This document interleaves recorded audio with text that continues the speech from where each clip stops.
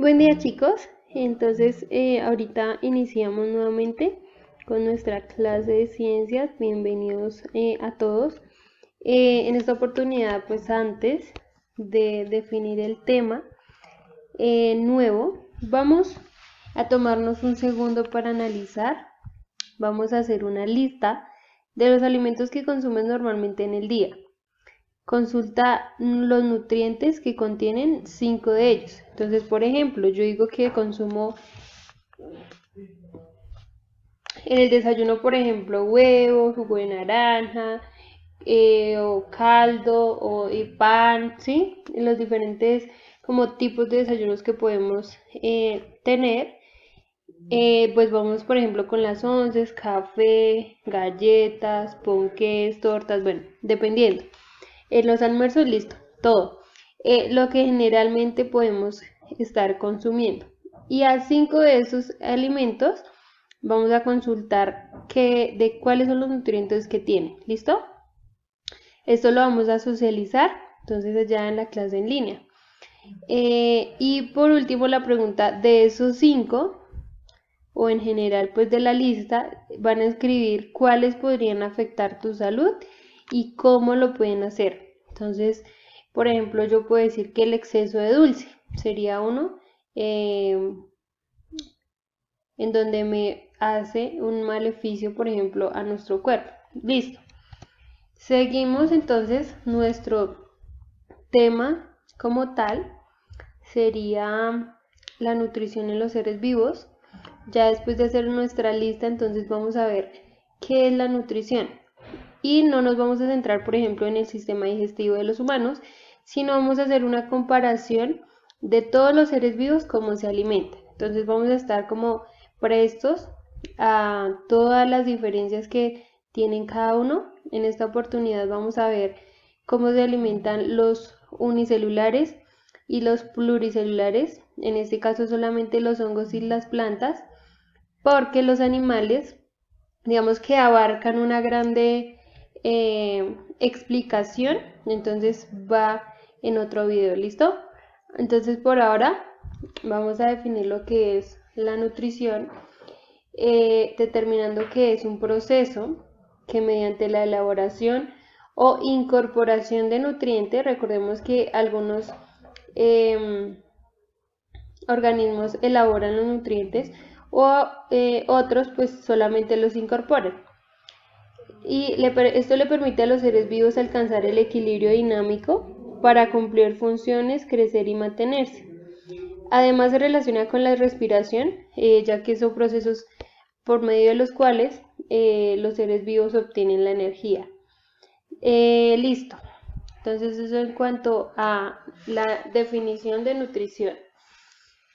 Dentro de nuestros grandes alimentos, nosotros podemos clasificar algunas biomoléculas, que son sustancias que permiten el mantenimiento de los organismos, el mantenimiento pues interno.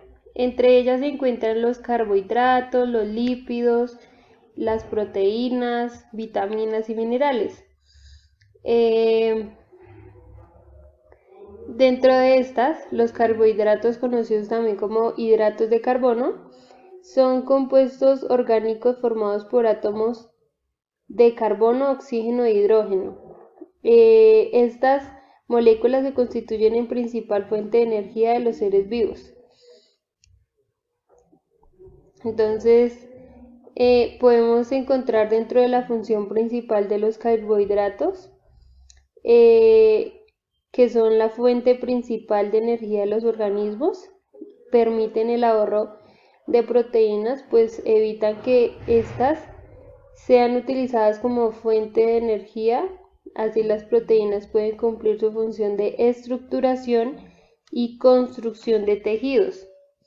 También permiten el correcto funcionamiento del sistema nervioso central y constituyen una reserva de glucógeno. Entonces, ya para continuar, sería la definición de lípidos. Son moléculas complejas que tienen como característica ser insolubles en agua. Son conocidos también como las grasas que tenemos dentro de nuestro cuerpo. y son importantes por su elevado aporte energético.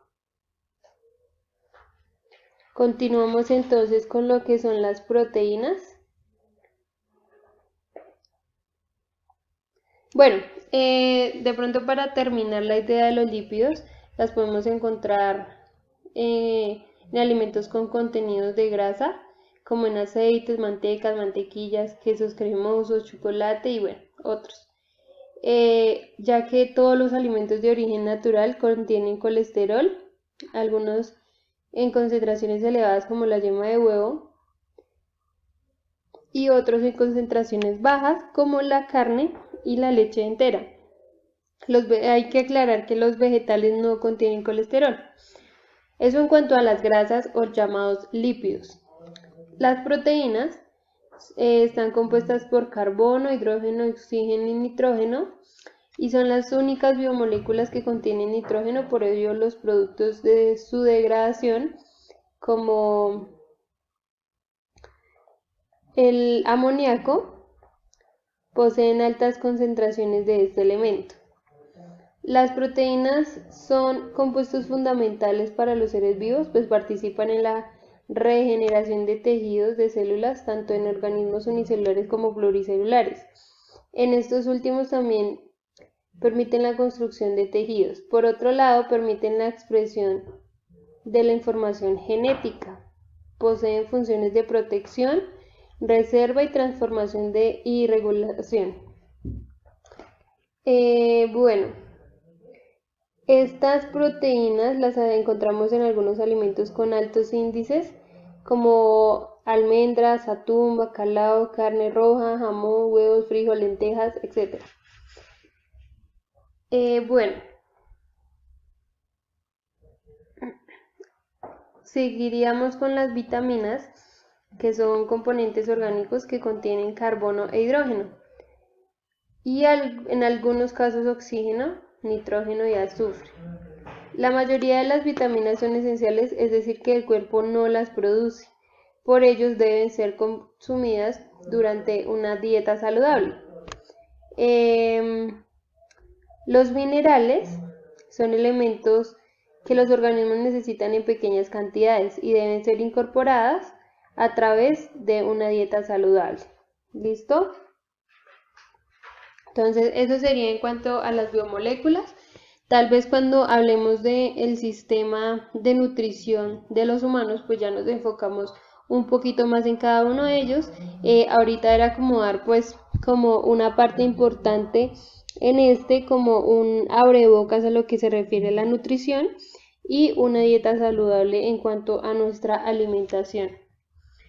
Listo, empezamos entonces con lo que tiene que ver con la nutrición en unicelulares, en organismos, que pues estos al ser organismos vivos también necesitan incorporar sus nutrientes para realizar sus distintas funciones vitales. Una diferencia con los pluricelulares es que estos no cuentan con órganos ni sistemas específicos que les permita distribuir y absorber los nutrientes. Es por esto que los procesos ocurren a través de la membrana celular. Entonces más adelante ya les explico cómo es ese proceso. Estos organismos tienen dos tipos de nutrición, autótrofos y heterótrofos. Recordemos que pues, los autótrofos son los que producen sus propios nutrientes y a su vez pues, se clasifican en dos, en fotoautótrofos y quimiautótrofos.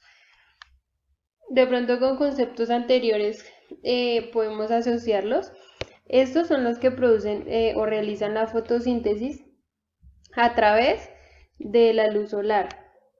Y los quimiautótrofos son los organismos que recurren a la energía de ciertos enlaces químicos de la materia orgánica para su nutrición o algunos elementos químicos. Recordemos que, por ejemplo, hablábamos de estructuras quimiorreceptoras para hacer el proceso de nutrición.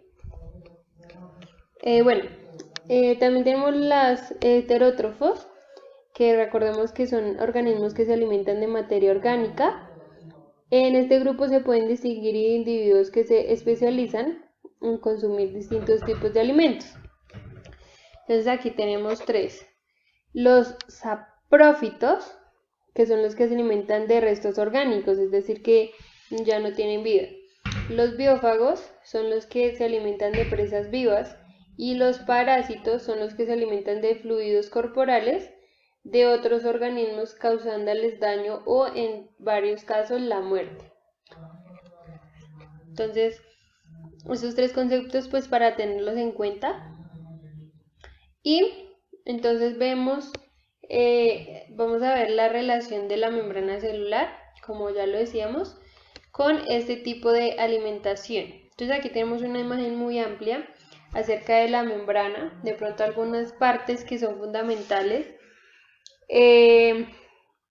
Recordemos que todas las células poseen una membrana celular que rodea su composición, aun cuando algunas células tienen pared celular. Esta estructura es importante para los procesos nutritivos, pues a través de ella se da el intercambio de sustancias hacia el interior y el exterior de la célula de manera directa. Entonces, toda esta capita que vemos en esta parte es la membrana. Entonces, se divide pues en varias partes que colaboran o ayudan para el proceso de la nutrición, ya que permiten el intercambio, como lo vemos de pronto en las líneas, el intercambio de sustancias. Recordemos que eso es una función principal, permitir que entra y que sale en la célula. Bueno, esta membrana está compuesta por una bicapa lípida de fosfolípidos, proteínas y carbohidratos. Entonces, en este caso, vemos los circulitos amarillos son los fosfolípidos, por eso dice que una bicapa, o sea, dos capas de fosfolípidos. La membrana le permite a la célula relacionarse con el medio y responder a los distintos estímulos de este. En el caso de la célula eucariota, los organelos como el núcleo, la mitocondria, el aparato de Golgi, entre otros, poseen membrana pero con una conformación distinta a la membrana plasmática. Entonces, en este caso, esta es principalmente para las células para las células procariotas. Recordemos que los organismos unicelulares no contienen estructuras específicas para la alimentación, la excreción, la respiración, sino poseen solamente algunos organelos que le permiten hacer esta función.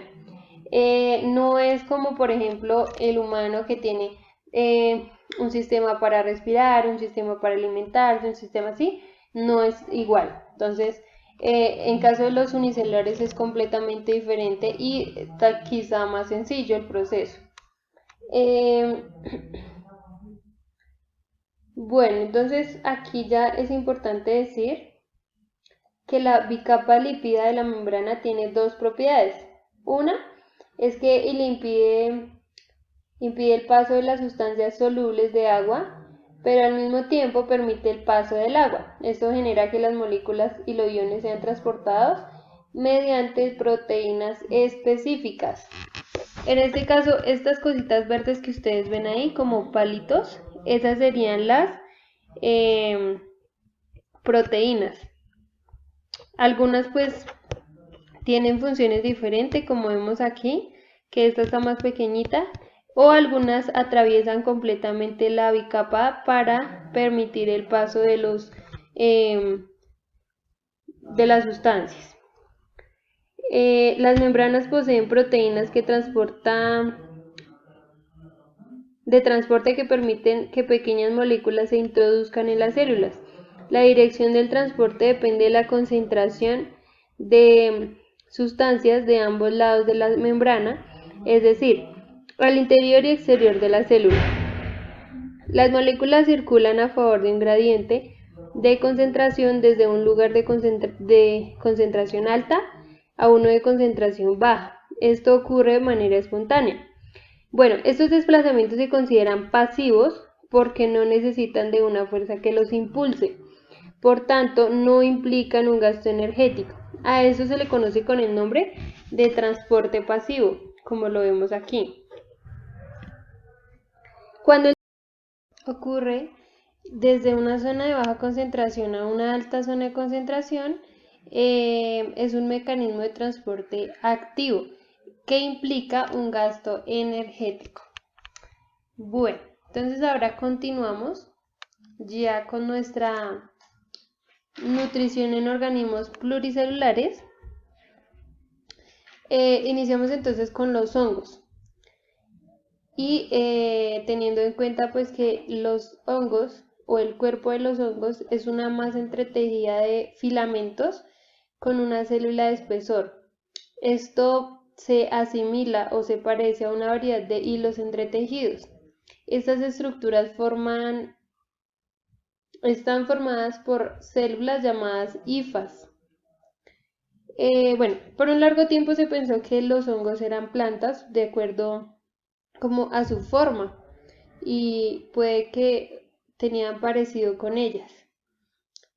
Pero con el paso del tiempo, pues los varios estudios que se pudieron determinar, se logró establecer que estos organismos no realizan el proceso de la fotosíntesis, sino que se alimentan de materia orgánica en descomposición.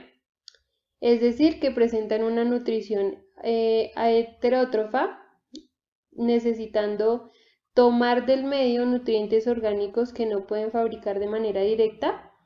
Los hongos se nutren por medio de enzimas que secretan a través de sus paredes celulares, y estas enzimas son las que desintegran la materia orgánica compleja, como los lípidos, es decir, las grasas y las proteínas.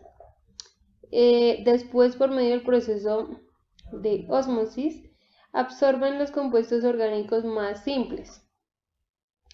Los hongos poseen estructuras filamentosas que pueden penetrar profundamente en la fuente de nutrientes.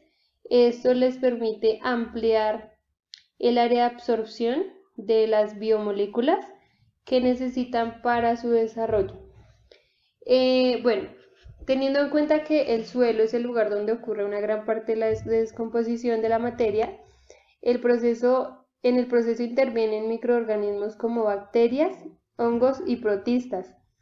Las bacterias descomponen sustancias de fácil uso, como compuestos de carbono provenientes de las raíces de las plantas. Los productos de desecho de las bacterias se convierten en materia orgánica que es aprovechada por las plantas. Algunas bacterias pueden descomponer sustancias químicas como pesticidas, favoreciendo los ciclos de la vida de otros individuos. En este caso, los hongos descomponen moléculas más complejas como proteínas, lípidos o polisacáridos, que hacen parte de los carbohidratos. Estos organismos permiten la acumulación de nutrientes en el suelo. Los hongos intervienen en la descomposición de estos ácidos orgánicos, razón por la cual favorecen la reserva de ácidos húmicos en el suelo. Bueno, los protistas a su vez también son parte fundamental junto con las bacterias en la producción de nitrógeno disponible para las plantas. Se estima que entre el 40 y 80% del nitrógeno que usan las plantas viene de la interacción entre el depredador y su presa, entre protistas y bacterias. El nitrógeno que liberan los protistas se encuentra en forma de amoníaco o de amonio, el cual es utilizado fácilmente por las plantas. Bueno, otros organismos que intervienen en la descomposición de la materia son algunos anélidos como la lombriz de tierra. Los primeros posibilitan una mayor fijación de nitrógeno. Las lombrices fragmentan la materia orgánica aumentando el área de acceso a otros organismos como los hongos y las bacterias. Bueno, esto es con relación a los hongos. Y con relación a las plantas, podemos decir que permiten el proceso de la fotosíntesis, el cual es un proceso fundamental para la supervivencia de los seres vivos en general. A través de este proceso se transforma la energía lumínica del sol en compuestos orgánicos que luego son utilizados por otros organismos. Los seres vivos que llevan a cabo la fotosíntesis, como ya lo hemos venido hablando, pues son las plantas. Algunos protistas como las algas y algunas bacterias. Para que se realice el proceso se necesita luz solar, agua, dióxido de carbono, nutrientes del suelo y al final de este proceso se obtiene glucosa y oxígeno. Entonces podemos verlo dentro de nuestra imagen, cuál es el proceso como tal. Este proceso se realiza en los cloroplastos, que son organelos de la célula vegetal, ubicados en las células del mesófilo, tejido que se encuentra al interior de la hoja, y están distribuidos en todas las zonas verdes de las plantas, incluidos los frutos inmaduros, aunque pues la hoja es el principal órgano fotosintético. La energía lumínica llega a los cloroplastos para ser absorbida por estos y producir compuestos orgánicos. El dióxido de carbono entra en la hoja y el oxígeno sale a través de pequeños poros llamados estomas. Entonces, estos estomas son como si fuera la membrana celular, entonces permitan el ingreso de sustancias. El agua que absorben las raíces es enviada hasta las hojas por medio del xilema, una parte importante dentro del tallo. Al producirse la glucosa, esta es distribuida por el floema, que son a su vez dos partes que componen como el tipo de transporte de sustancias. Y este floema los transporta a la glucosa a distintas zonas de la planta. Como tal, como podemos observar en la imagen, hay dos fases de la fotosíntesis, la fase lumínica y la fase oscura. Dentro de la lumínica se generan reacciones químicas por acción de la luz solar y la clorofila, que es un compuesto orgánico formado por átomos de hidrógeno, carbono, oxígeno, nitrógeno y magnesio. Este proceso en donde la clorofila capta la luz solar que provoca el rompimiento de una molécula de agua, separando al oxígeno del hidrógeno. Esta reacción genera oxígeno gaseoso y la energía que no se utiliza es almacenada en moléculas de ATP. Este proceso se desencadena en presencia de la luz. Dentro de la fase oscura no se necesita pues la luz, ya que es en el momento que se está de noche, aunque se puede generar en presencia de ella. Se dan los cloroplastos y depende de los productos elaborados en la fase lumínica. El hidrógeno formado en la fase oscura se une al dióxido de carbono para formar carbohidratos. Este proceso se realiza gracias a las moléculas ya almacenadas que producen la energía necesaria para la reacción, a partir del cual se forma la glucosa. Luego se generan otras reacciones que permiten la formación de almidón y otros carbohidratos. La formación de estos carbohidratos permite la generación de lípidos, es decir, de grasas, y de proteínas indispensables para el crecimiento y desarrollo de la planta.